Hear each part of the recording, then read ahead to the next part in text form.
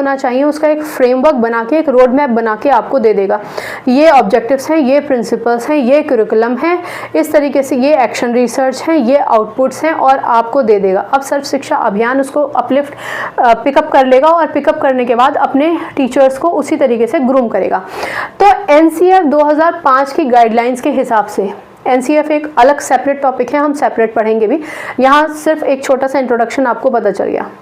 तो एनसीएफ के गाइडलाइंस के रिकमेंडेशन के हिसाब से एसएसए ने training of the teachers in area सिर्फ एक जगह पे ट्रेनिंग नहीं की है, हर सेक्शंस में, भले वो आर्ट हो, हेरिटेज हो, क्राफ्ट हो, हेल्थ हो, फिजिकल एजुकेशन आप जानते ही हैं, वर्क एजुकेशन, ठीक है, एजुकेशन फॉर पीस, ये बहुत ज़्यादा ज़रूरी है। आप सोचिए उस समय हमारा भारत, इस समय हमारा भारत, काफ़ी फ़र्क है। आगे 30, 40, 50 साल के बाद भारत के कुछ और चैलेंजेस होंगे, लेकिन उस समय के चैलेंजेस क्या थे? उस समय के चैलेंजेस थे सब बच्चों को इकट्ठे क्लब करना। कोई किसी जाति से, किसी धर्म से आ रहा है, ये सब कुछ भूल जाना है। कौन किस जनजाति से आ रहा है, ये सब कुछ भूल जाना है।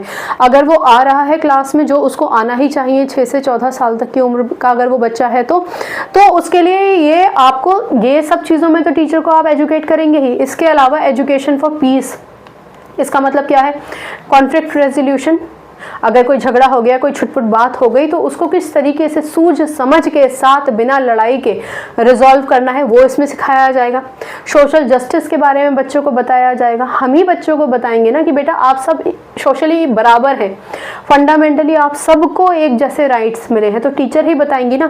तो एजुकेशन फॉर पीस में ह्यूमन राइट्स के बारे में बताया जाएगा, ठीक है। इसके अलावा इसका मेन पर्पस क्या है? एजुकेशन फॉर पीस का मेन फंक्शन है कि कल्चर ऑफ पीस डेवलप किया जाए।